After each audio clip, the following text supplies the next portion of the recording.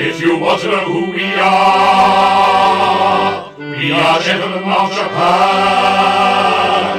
On many a pause and draw, on many a scream and fire.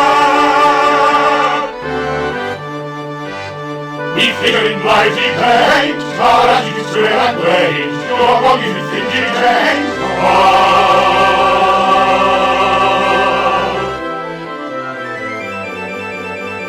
If you think we are like extremes, like a Chinese marionette,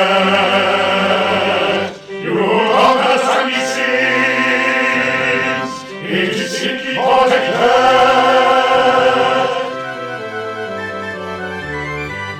Perhaps you suppose it's wrong to carve it up all day long. It is actually wrong. If that's your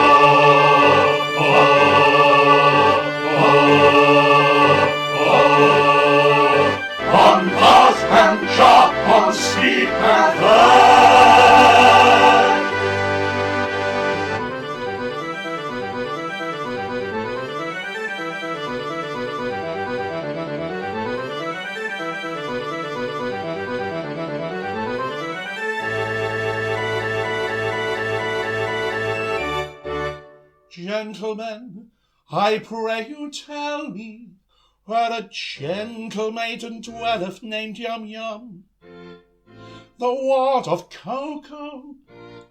In pity speak, oh speak, I pray you. Why, who are you who ask this question? Come, gather round me, and I'll tell you.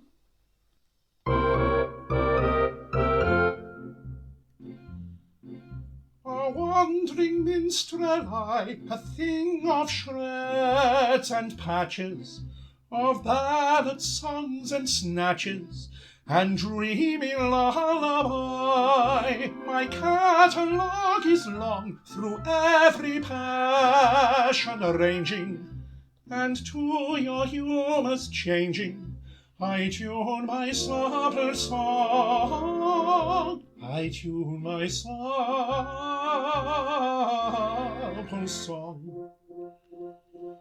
Are you in sentimental mood? I'll sigh with you. Oh, sorrow.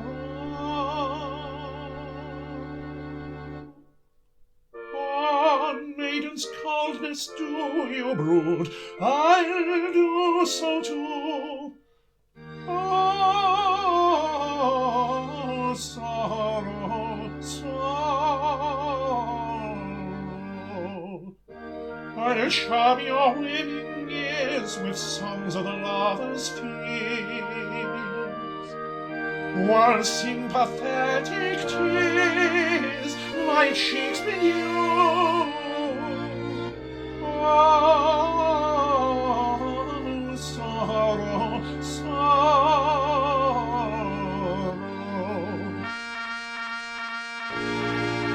But if patriotic sentiment is wanted, I've patriotic ballads cut and dried. For where'er a country's banner may be planted, all other local banners are defied. Our warriors in serried ranks assembled never quail or they conceal it if they do. And I shouldn't be surprised if nations tremble before the mighty troops, the troops of Titipu. We shouldn't be surprised if nations tremble with alarm before the mighty troops, the troops of Titipu. And if you call for a song of the sea, we'll heave the capstan around. With a yo-heave-ho, for the wind is free, our anchors are trip and our helms are lee, hurrah for the homeward bound. Yo-heave-ho, hurrah for the homeward bound. To lay aloft in a howling breeze may tickle a landsman's taste, but the happiest hour a sailor sees is when he's down at an inland town with his Nancy on his knees. Yo-ho! And his arm around her waist. And now like Castle off we go, as the fiddler sings us round. With the yo-heave-ho and the unveil, hurrah for the homeward bound. With the yo-heave-ho and the unveil, yo-ho, yo-ho, yo-ho, yo-ho, yo-ho, yo-ho.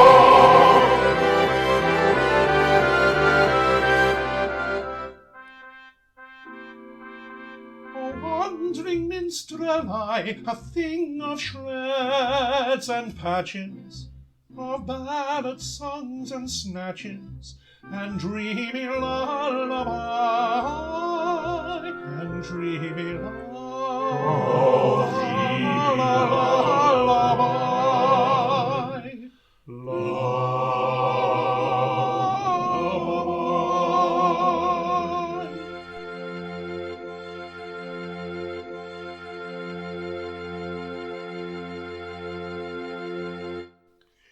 And what may be your business with Yum Yum?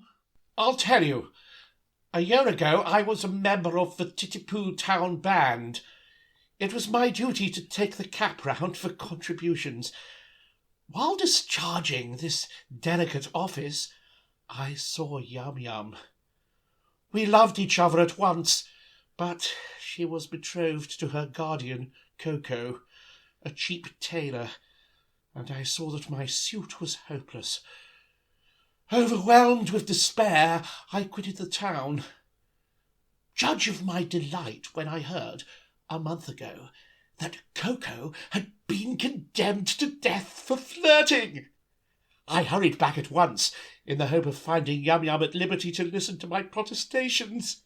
It is true that Ko-Ko was condemned to death for flirting, but he was reprieved at the last moment and raised to the exalted rank of Lord High Executioner under the following remarkable circumstances.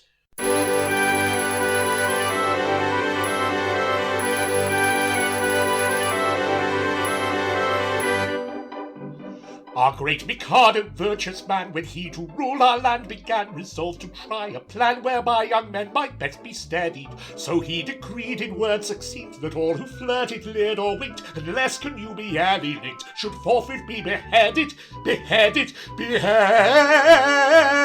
should forthwith be beheaded.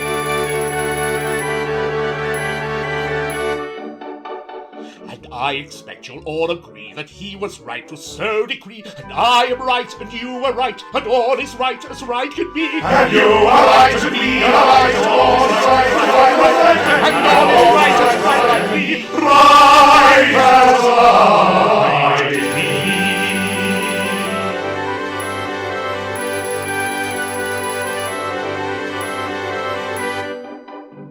This stern decree, you'll understand, caused great dismay throughout the land, for young and old and shy and bold were equally affected. The youth who winked a roving eye or breathed a non-connubial sigh was thereupon condemned to die. He usually objected. He usually objected.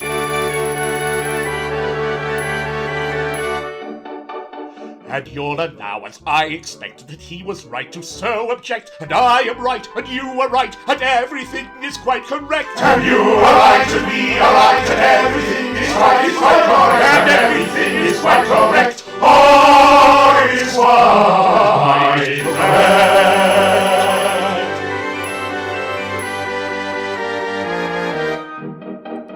And so we straight let out on bail a convict from the county jail, whose head was next on some pretext condemned to be mown off, and made him headsman, for we said, who's next to be decapitated cannot cut off another's head until he's cut his own off, his own off, his own off, until he's cut his own off.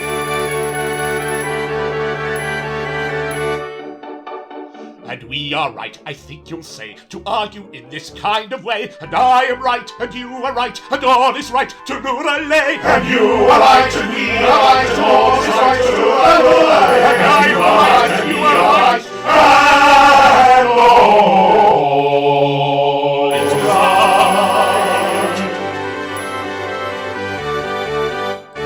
right. Ko-Ko, the cheap tailor, Lord High Executioner of Titty-Poo? Why, that's the highest rank a citizen can attain. It is. Our logical Mikado, seeing no moral difference between the dignified judge who condemns a criminal to die and the industrious mechanic who carries out the sentence, has rolled the two offices into one, and every judge is now his own executioner.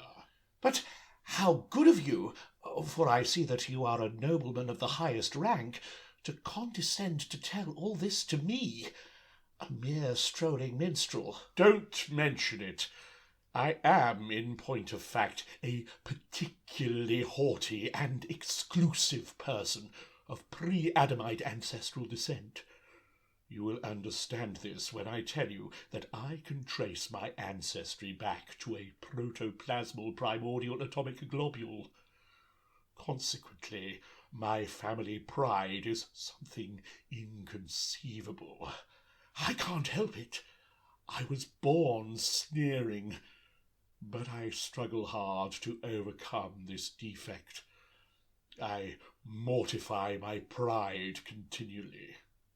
When all the great officers of state resigned in a body because They were too proud to serve under an ex-tailor.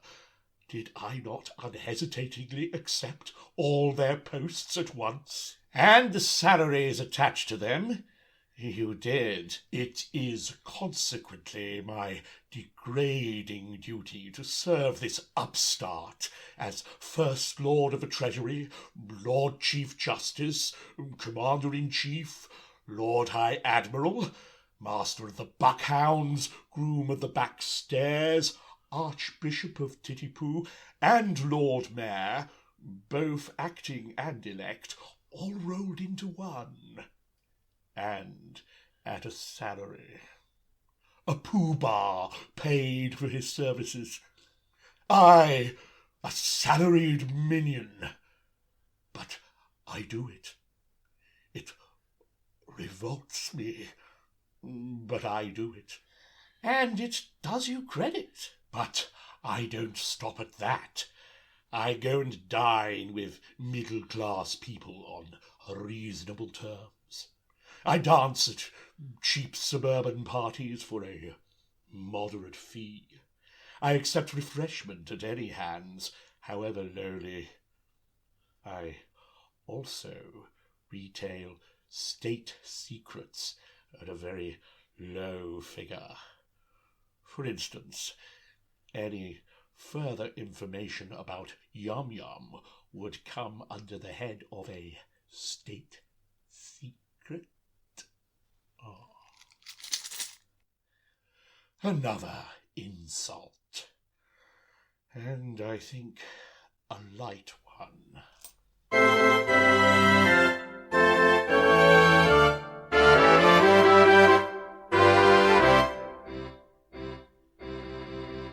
Young man despair, likewise go to Yum Yum the fair. You must not woo, it will not do. I'm sorry for you, you very imperfect ablutioner. This very day from school, Yum Yum will wend her way and homeward come, with beat of drum and a rum-tum-tum, to wed the Lord High Executioner. And the brass will crash, and the trumpets bray, and they'll cut a dash on their wedding day. She'll toddle away as Oliver, with the Lord High Executioner. And the brass will crash, and the trumpets bray, and they'll cut a dash on their wedding day. She'll toddle away as Oliver, with the Lord High Executioner.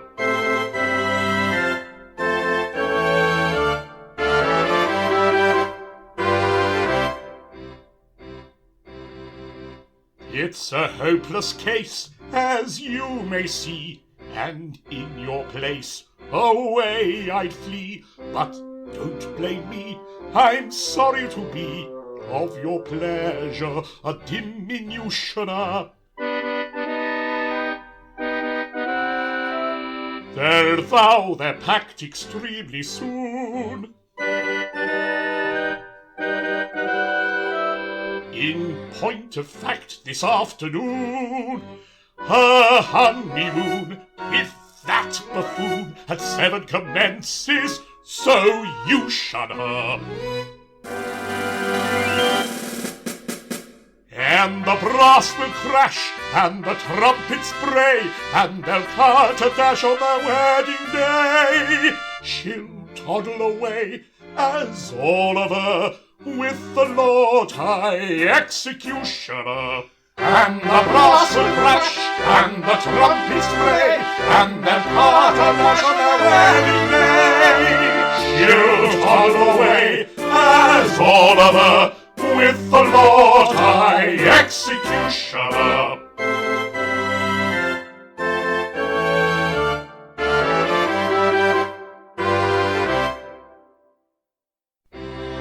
And have I journeyed for a month or nearly? to learn that Yum, whom I love so dearly, this day to Ko-Ko is to be united. The fact appears to be as you've recited. But here he comes, equipped as suits his station. He'll give you any further information.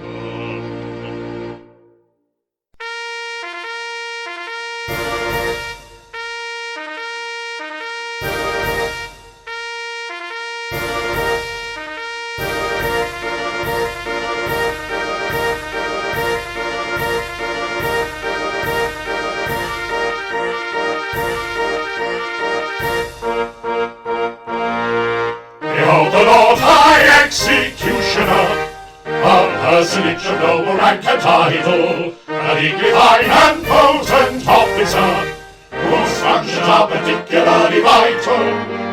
Defer to the Lord High Executioner. Defer to the noble Lord, to the noble Lord, to the Lord High Executioner.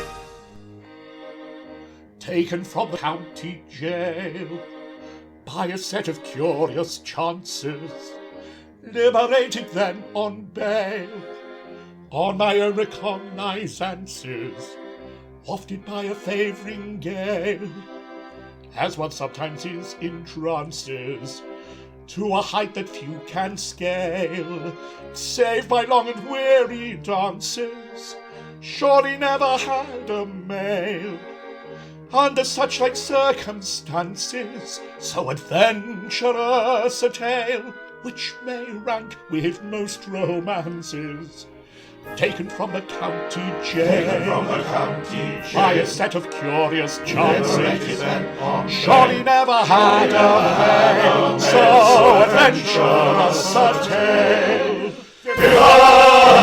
Defer to the Lord High Executioner. Defer to the noble Lord, to the noble Lord High Executioner. To the Lord High Executioner. Defer to the noble Lord High Executioner.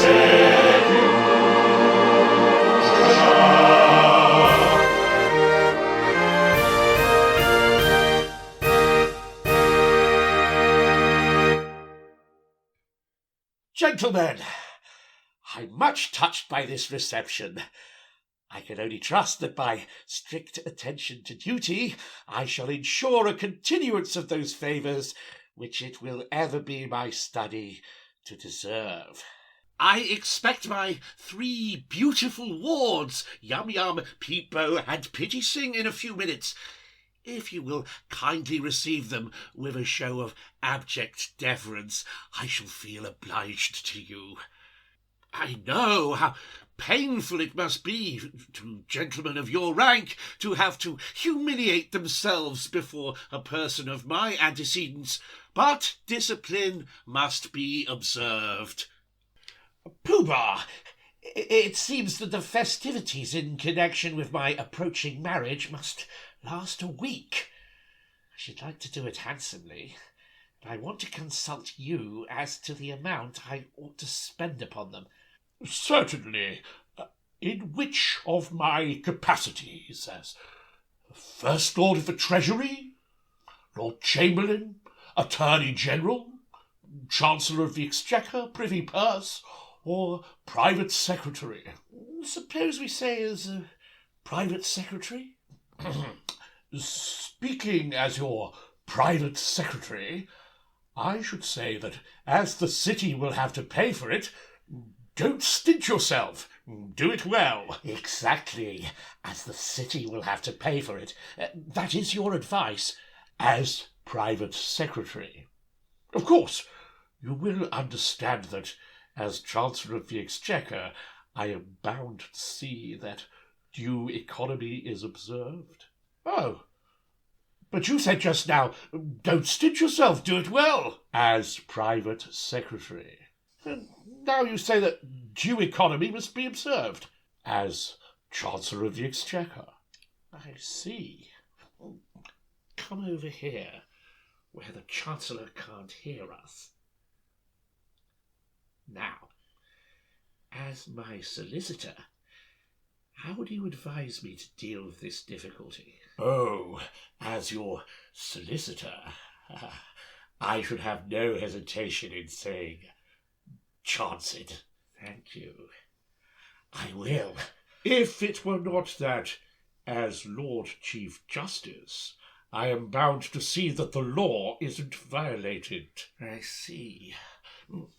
Come over here, where the Lord Chief Justice can't hear us.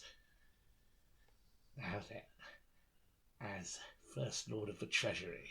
Of course, as First Lord of the Treasury, I could propose a special vote that would cover all expenses, if it were not that, as a leader of the opposition, it would be my duty to resist it, tooth and nail.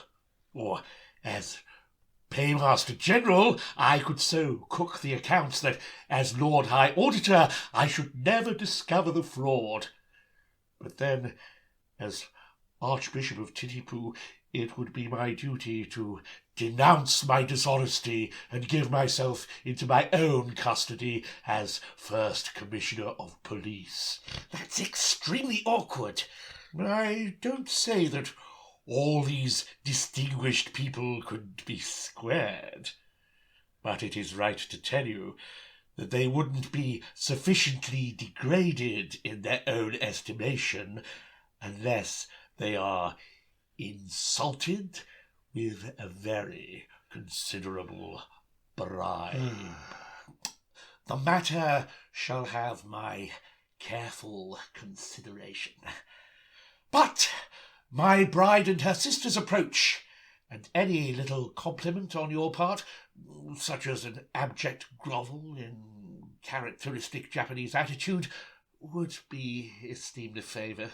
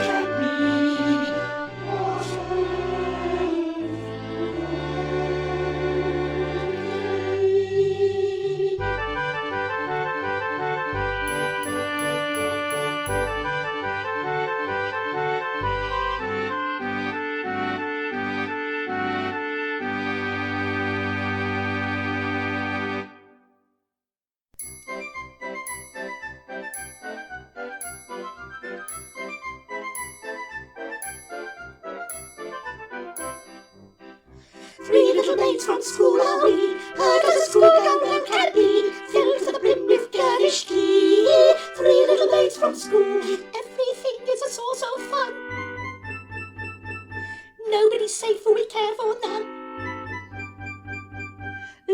joke that's just begun. Three little maids from school. Three little maids who all unwary come from a lady's seminary, free from a tedious tutelary. Three little maids from school. Three little maids from school.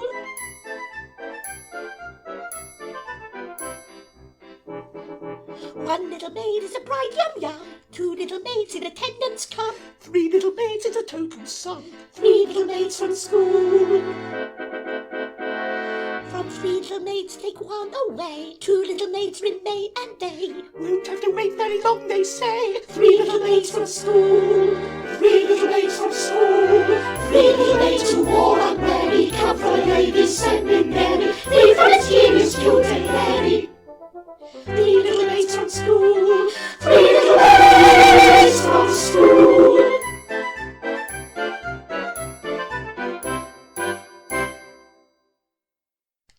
At last, my bride, that is, to be.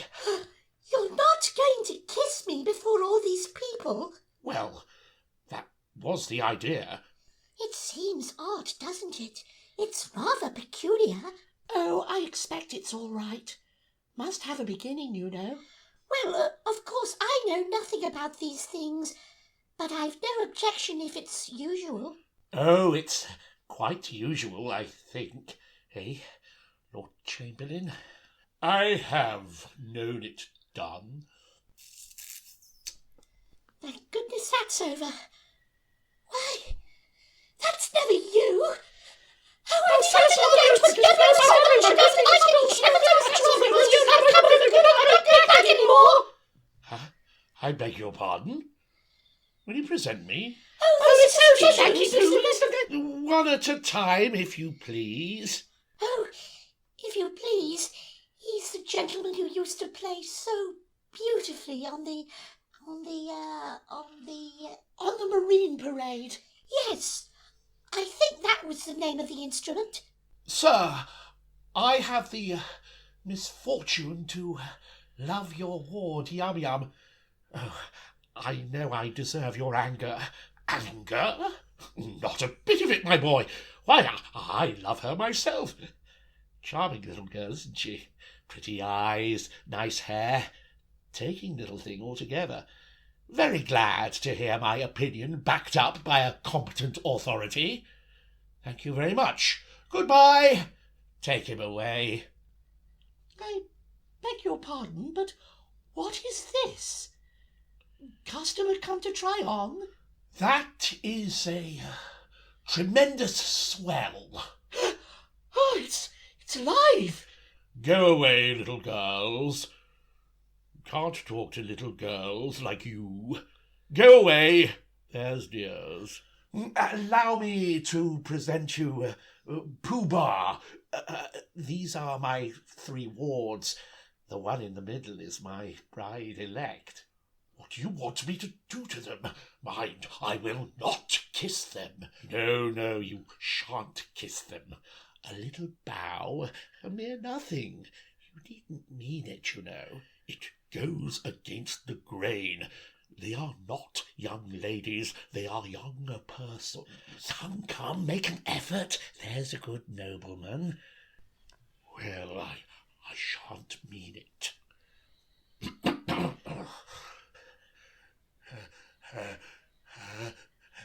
How do you do, little girls? How do you do?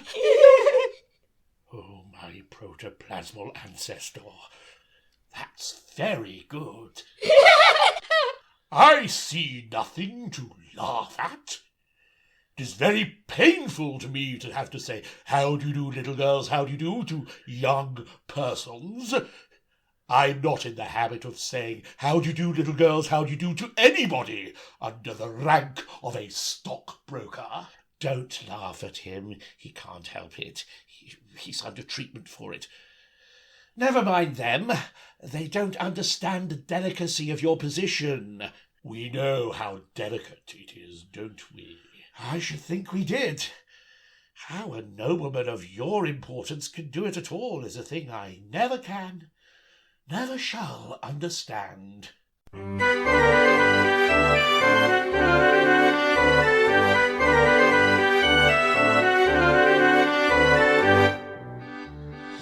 please do so we much regret if we have failed in etiquette. Towards a malefract so high we shall know better by and by. But youth of course must have its fling, so pardon us, so pardon us. And don't it, girlhood's happy spring, be hard on us if we're inclined to dance and sing. But youth of course must have its fling, so pardon us. And don't it, girlhood's happy spring, be hard on us. But youth of course must have its fling, so pardon us.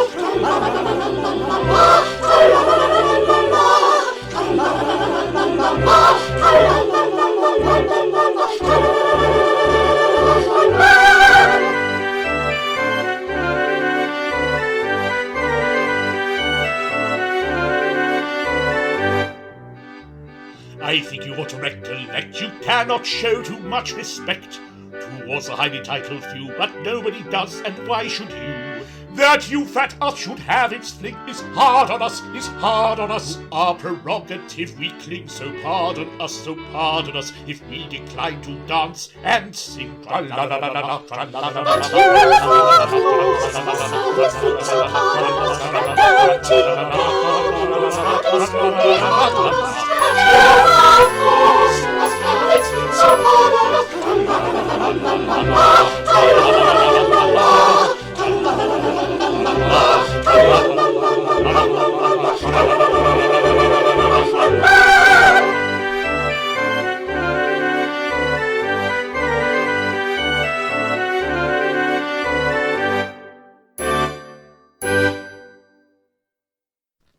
How pitiable is the condition of a young and innocent child, brought from the gloom of a ladies' academy into the full-blown blaze of her own marriage ceremony, and with a man for whom I care nothing. True, he loves me, but everybody does that. Sometimes I sit and wonder, in my funny little way, why it is that I am so much more attractive than anybody else in the whole world. Can this be vanity? No. Nature is lovely and rejoices in her loveliness. I am a child of nature, and take after my mother.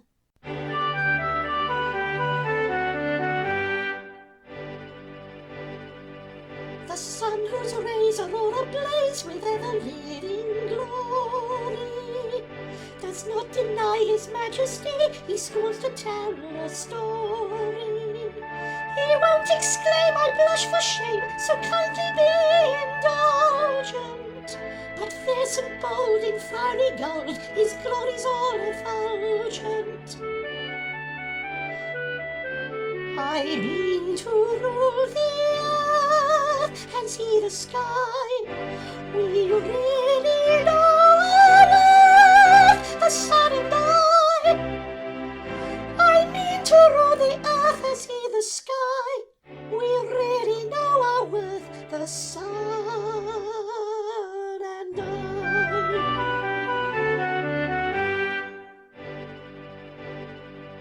Observe his flame that placid day, the moon's celestial highness.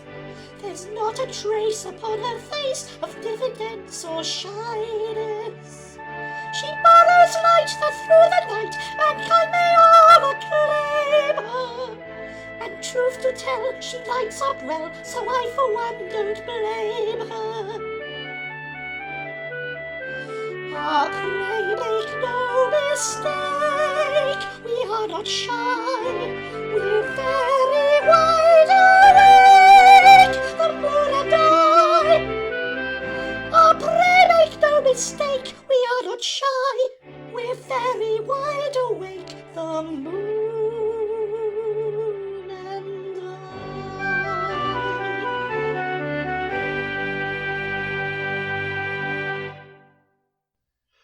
Yum yum, at last we are alone.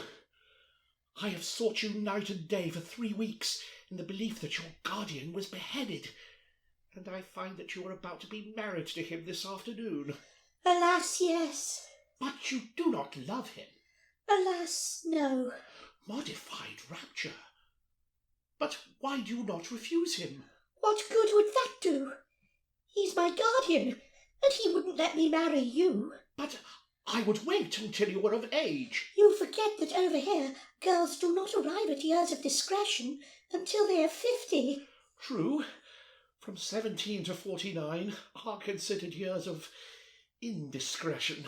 Besides, a wandering minstrel who plays a wind instrument outside tea-houses is hardly a fitting husband for the ward of the Lord High Executioner. But shall I tell her? Yes, she will not betray me. What if it should prove that, after all, I am no musician? There! I was certain of it directly I heard you play.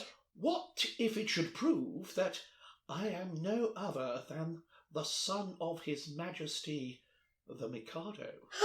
The son of the Mikado? But why is your Highness disguised? And what has your Highness done? And will your Highness promise never to do it again? Some years ago, I had the misfortune to captivate Katisha, an elderly lady of my father's court. She misconstrued my customary affability into expressions of affection and claimed me in marriage under my father's law. My father, the Lucius Junius Brutus of his race, ordered me to marry her within a week or perish ignominiously on the scaffold. That night I fled his court, and, assuming the disguise of a second trombone, I joined the band in which you found me when I had the happiness of seeing you. If you please, I think your Highness had better not come too near. The laws against flirting are excessively severe. But we're quite alone, and nobody can see us. Still, that doesn't make it right. To flirt is capital. It is capital. And we must obey the law. Deuce take the law. I wish it would, but it won't. If it were not for that, how happy we might be. Happy indeed. If it were not for the law, we should now be sitting side by side, like that. Instead of being obliged to sit half a mile off, like that. We should be gazing into each other's eyes, like that. Breathing sighs of unutterable love, like that. With our arms around each other's waists, like that. Yes. If it wasn't for the law. If it wasn't for the law. As it is, of course, we couldn't do anything of the kind. Not for worlds. Being engaged to Ko-Ko, you know. Being engaged to Ko-Ko. Were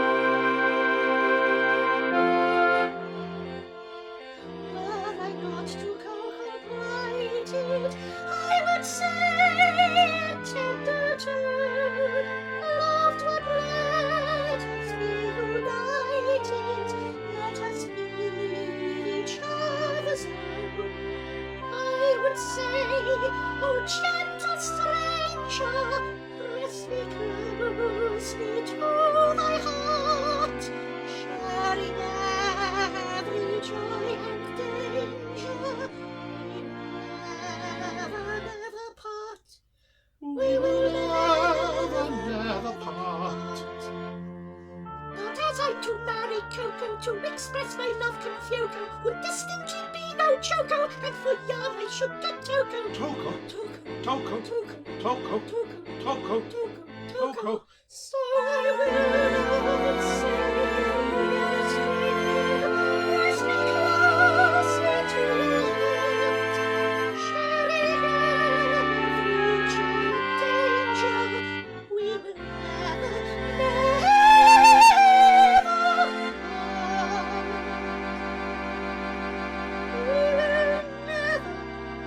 never part. Clearly understand, I pray, this is what I never say. This, oh this, oh this, oh this, this is what I never say. Were you not to Ko-Ko plighted, I should thrill at words like those. Joy of joys is love requited, love despised is woe of woes. I would merge your rank and station, worldly sneers are not to us, and to mark my admiration, I would kiss you fondly thus. I would kiss you fondly thus. But as I'm engaged to Ko-Ko, to embrace you thus Confugo would distinctly be no joko, and for that I should get token. Toko. So in spite of all temptation,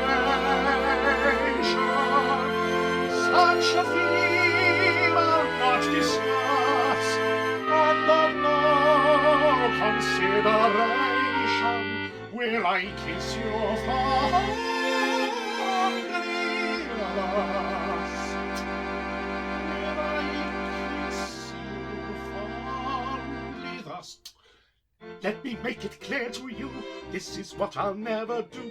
This is what I'll never do. This is what I'll never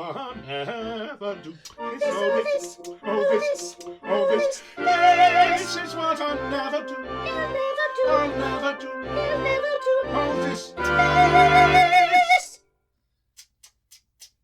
This is what I'll never do.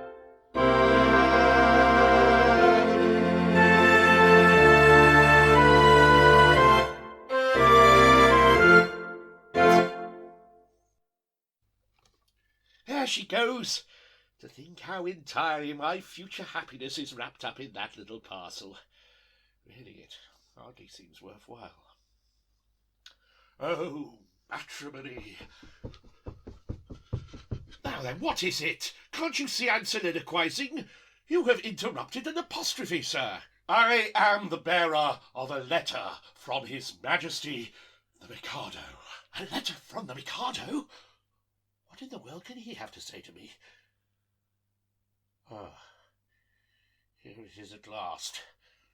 I thought it would come sooner or later. The Mikado is struck by the fact that no executions have taken place in Titipu for a year, and decrees that unless somebody is beheaded within a month, the post of Lord High Executioner shall be abolished, and the city reduced to the rank of a village. But that will involve us all in irretrievable ruin. Yes, somebody will have to suffer. Send the recorder to me. I expected something of this sort. I knew it couldn't go on. Well, they've brought it upon themselves. The only question is, who shall it be? Fortunately, there will be no difficulty in pitching upon somebody whose death will be a distinct gain to society.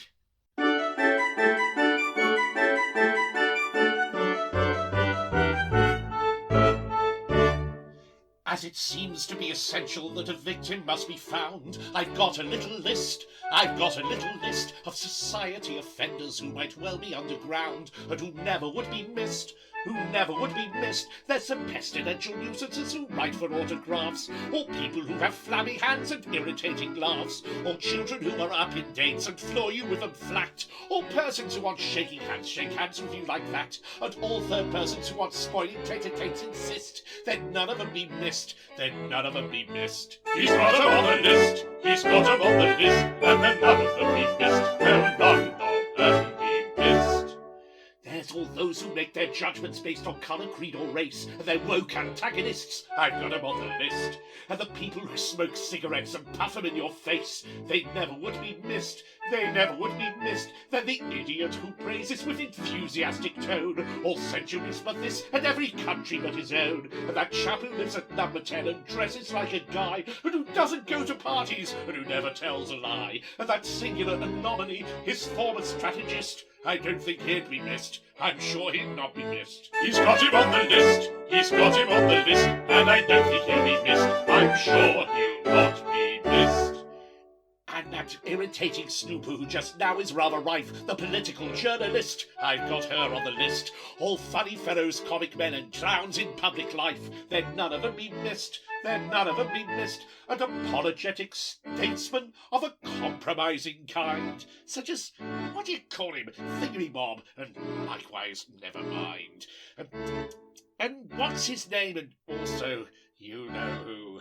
The task of filling up the blanks I'd rather leave to you, but it really doesn't matter who you put up on the list, for then none of them be missed, then none of them be missed. You may put them on the list, you may put them on the list, and then none of them be missed, then none of them be missed.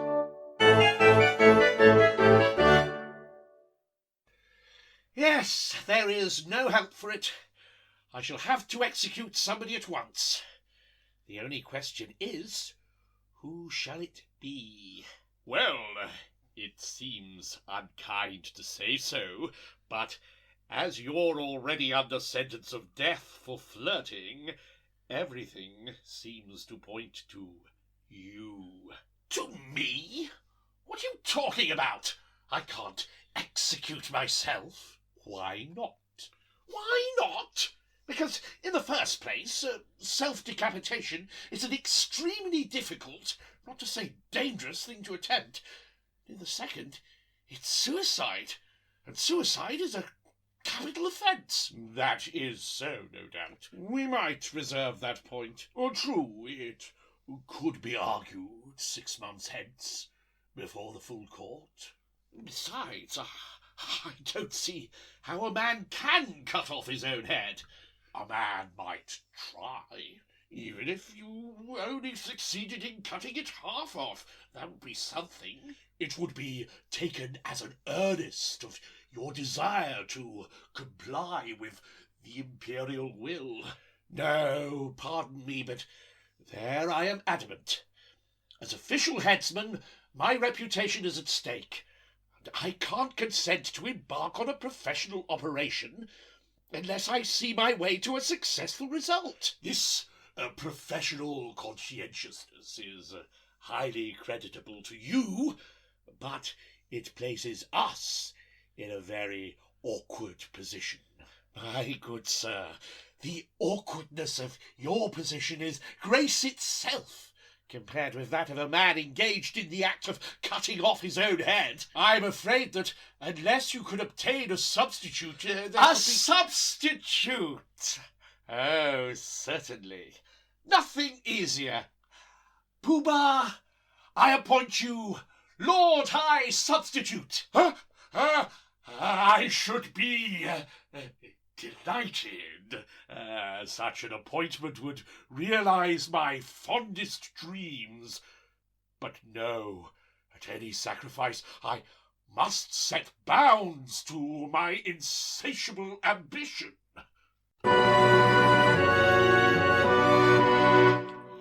I am so proud, if I allowed my family pride to be my guide, I'd volunteer to quit this sphere instead of you in a minute or two. But family pride must be denied and set aside and mortified and mortified. My brain it teems with endless schemes, both good and new, for titty-poo, but if I flit, the benefit that I diffuse, the town would lose. Now every man to aid his plan should plot and plan as best he can.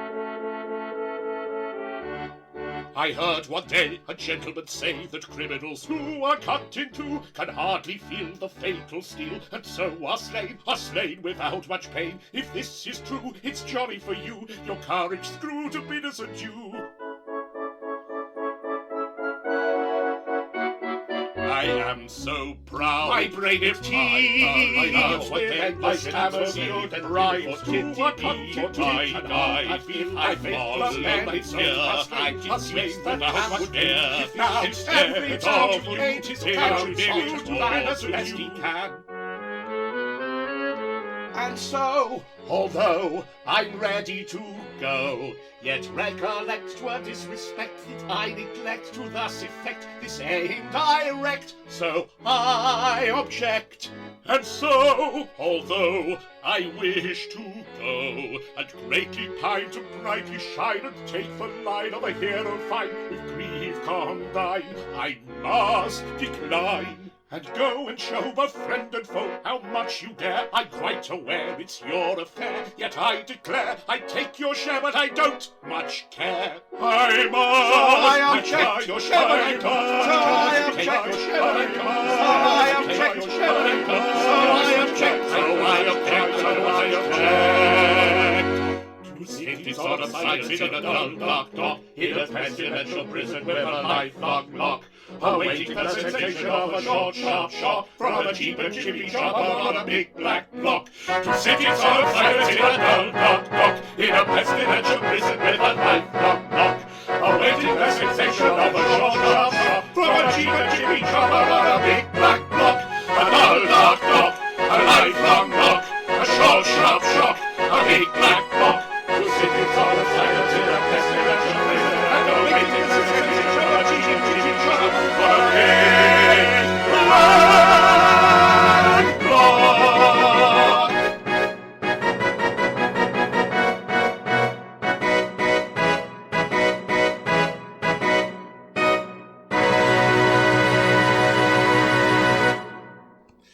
This is simply appalling. I, who allowed myself to be respited at the last moment, simply in order to benefit my native town, am now required to die within a month, and that by a man whom I have loaded with honours. Is this public gratitude? Is this... Go away, sir! How dare you? Am I never to be permitted to soliloquize? Oh, go on. Don't mind me. What are you going to do with that rope? I'm about to terminate an unendurable existence. Terminate your existence? Oh, nonsense. What for?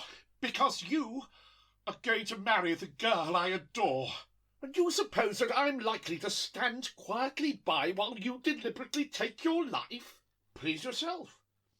You can withdraw if you prefer it. Withdraw if I prefer it? Are you aware, sir, that I am Lord High Executioner of this city, and in that capacity it is my duty to prevent unnecessary bloodshed? I know nothing about your capacity. I only know that I die today. Nonsense, sir. I won't permit it. I'm a humane man, and if you attempt anything of the kind, I shall order your instant arrest. Come, sir, desist at once, or I summon my guard. That's absurd. If you attempt to raise an alarm, I instantly perform the happy dispatch with this dagger. No, don't do that. This is horrible. Why, you cold-blooded scoundrel, are you aware that by taking your own life, you are committing a crime which is a... Oh? Ah. Substitute! What's the matter? Is it absolutely certain that you are resolved to die? Absolutely. Will nothing shake your resolution? Nothing. Threats, entreaties, prayers, all useless? All. My mind is made up. Then, if you really mean what you say, and if you are absolutely resolved to die, and if nothing whatever will shake your determination, don't spoil yourself by committing suicide, but be beheaded handsomely at the hands of the public executioner. I don't see how that would benefit me. You don't? Observe. You'll have a month to live, and you'll live like a fighting cock at my expense. When the day comes, there'll be a grand public ceremonial. You'll be the central figure. No one will attempt to deprive you of that distinction.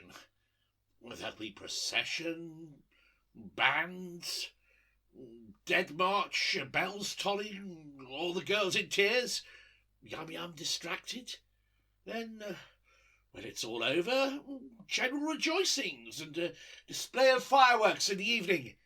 You won't see them, but they'll be there all the same. Do you think Yum would really be distracted at my death? I'm convinced of it. Bless you, she's the most tender-hearted little creature alive. I should be sorry to cause her pain. Perhaps, after all, if I were to withdraw from Japan, travel in Europe for a couple of years, I might contrive to forget her. Oh, I don't think you could forget Yum so easily. And, after all, what is more miserable than a love-blighted life? True.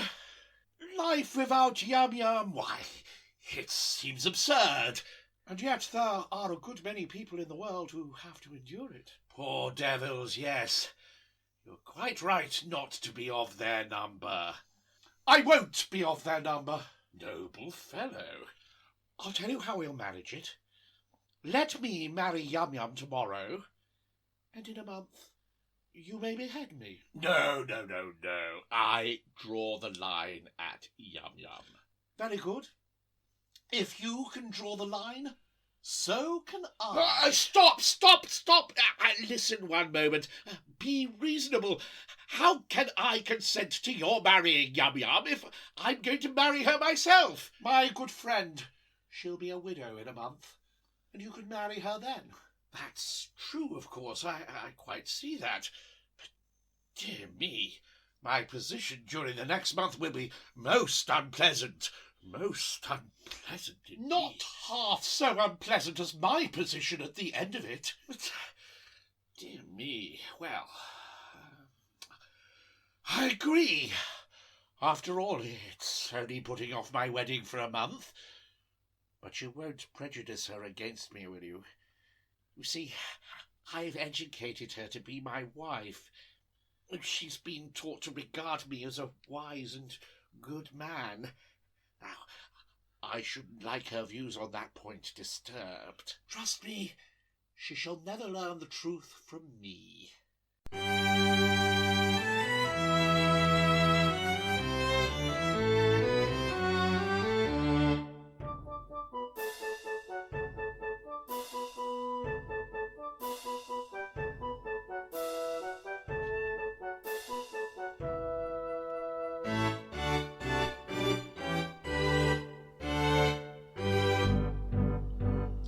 With aspect stern and gloomy stride, we come to learn how you decide. Don't hesitate, your choice to name. A dreadful fate, yourself of all the same. A dreadful fate, yourself of all the same. To ask you what you mean to do, we punctually appear. Congratulate me, gentlemen, I found a volunteer. The Japanese equivalent for it. 'Tis Nanki-Poo. Hey, Nanki-Poo. I think he'll do. Yes, you do. He yields his life if I'll Yum surrender. Now I adore that girl with passion tender, and could not yield her with a ready will, or her a lot, if I did not adore myself with passion tender still. With passion tender still. Ah, yes, he loves himself with passion tender still. Take her, she's yours.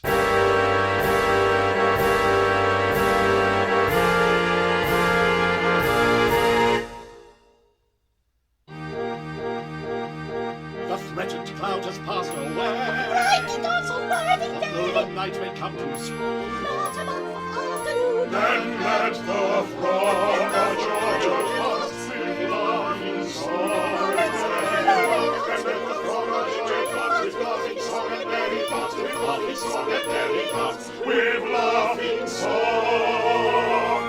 With joyous shout, bringing cheer, inaugurating, and recurring, with joyous shout, bringing cheer, inaugurating, and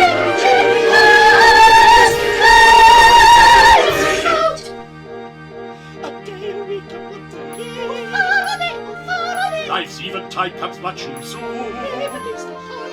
Then let the throng of joy dance with laughing song and merry dance. Then let the throng of joy dance with laughing song and merry dance, with laughing song and merry dance, with laughing song. With joyous shout, bringing cheer, inaugurate, and recurring, with joyous shout, bringing cheer, inaugurate, and recurring, with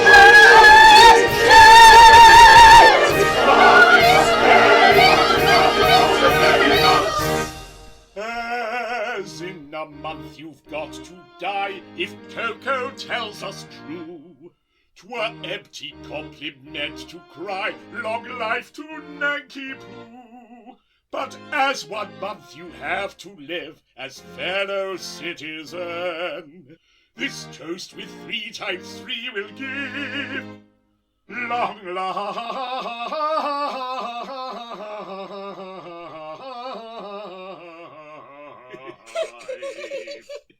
I am addressing myself to you, sir. I beg your pardon. I should think you did. Long life to you. Long life to you. Long life to you. Thank you very much. But I haven't finished yet. Till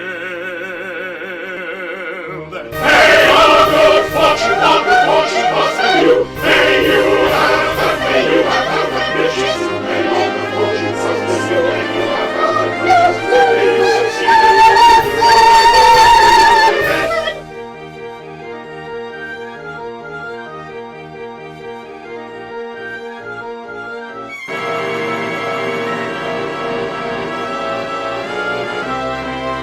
Your revel cease. Assist me, all of you. why wishes through evil eyes bring blight on our festivities? I claim my perjured lover, Nanky Poo.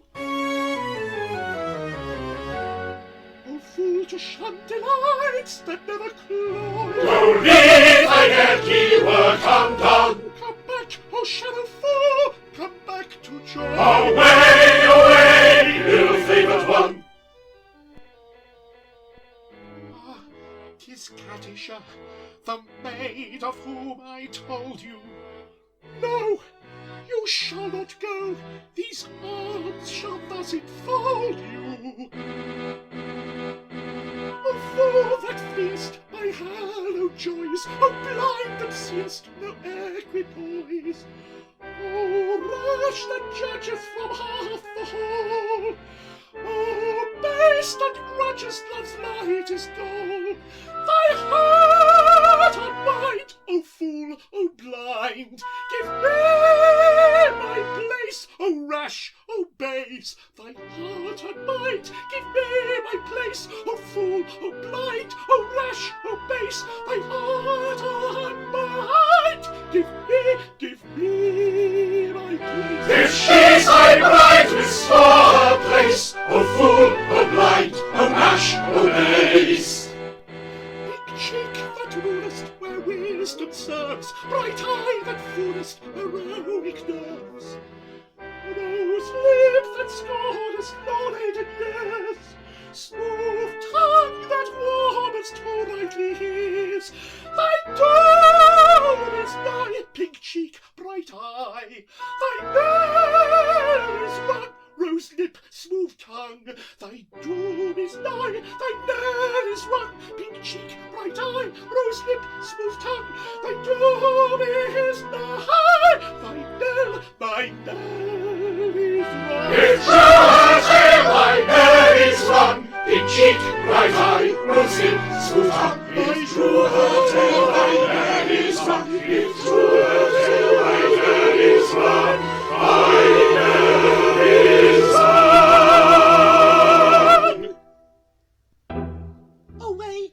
prosecute your quest. From our intention well expressed, you cannot turn us.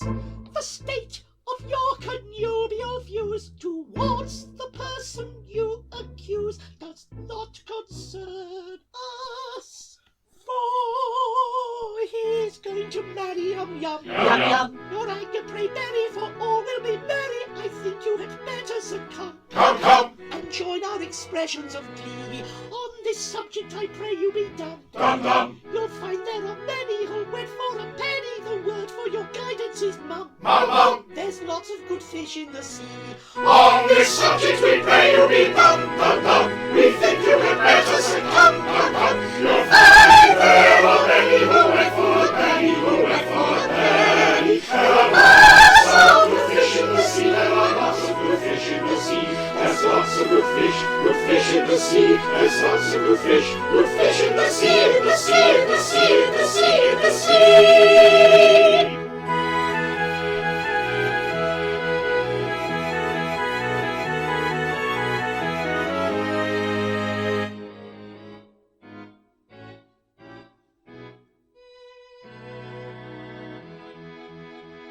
The hour of gladness is dead and gone. In silent sadness I live alone.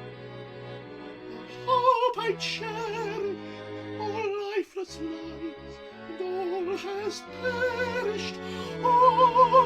perished, save love, which never dies, which never dies.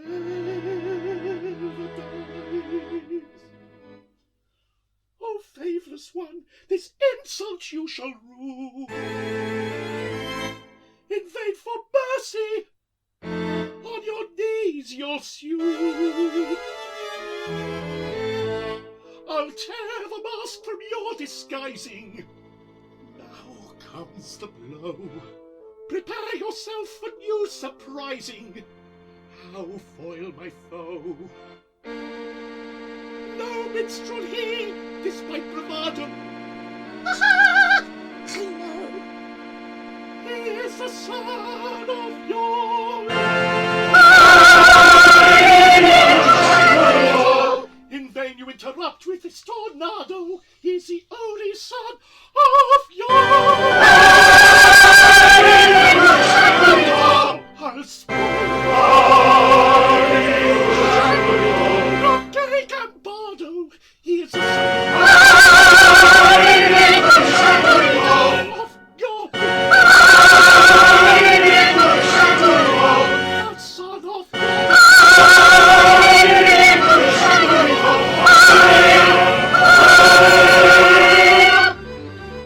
Your torrents roar, ye tempests howl, your wrath and pour with angry roar. Do ye your worst, my vengeance cause your eyes triumphant overall. We'll hear the war below, and now to joy we saw his righteous come. The echoes of a festive out shall rise triumphant overall. Prepare for woes, ye haughty lords, at once I go, Mikado wards. Away you go, command your horse, proclaim your woes, it is for us. We do not heed the dismal sound. For chimings everywhere around. We do not heed the dismal sound. For chimings everywhere around. We'll hear no more, below and out to joy we soar, despite no scout. Shall rise triumphant.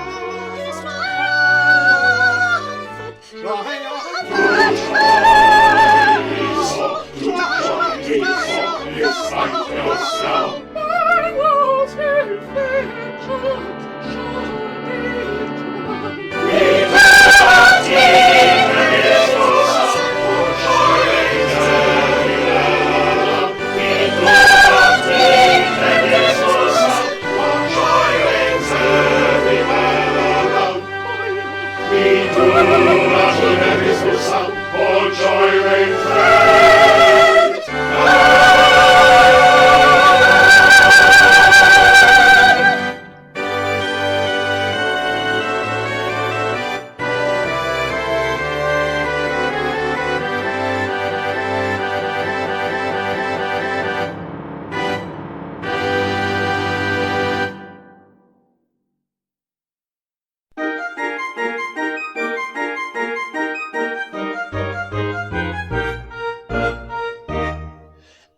Someday it may happen that a victim must be found. I've got a little list of society offenders who might well be underground, but who never would be missed. There's the pestilential nuisances who write for autographs, or people who have flabby hands and irritating laughs, or children who are up in dates and floor you with them flat, all persons who in shaking hands shake hands with you like that, and all third persons who on spoiling tete-a-tetes insist, then none of them be missed. He's got 'em on the list, and then none of them be missed.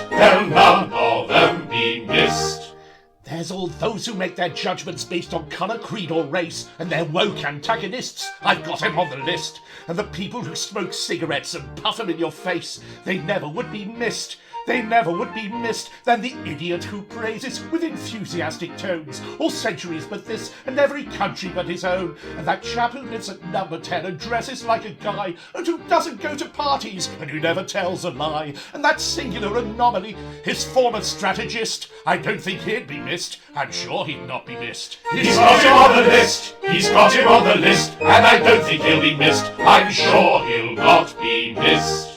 And that interfering snooper who just now is rather rife, the political journalist, I've got him on the list. All funny fellows, comic men and clowns in public life, they'll none of them be missed. An apologetic statesman of a compromising kind, such as, what do you call him, Thingamy-Bob, and likewise, never mind, and what's his name, and also, you know who.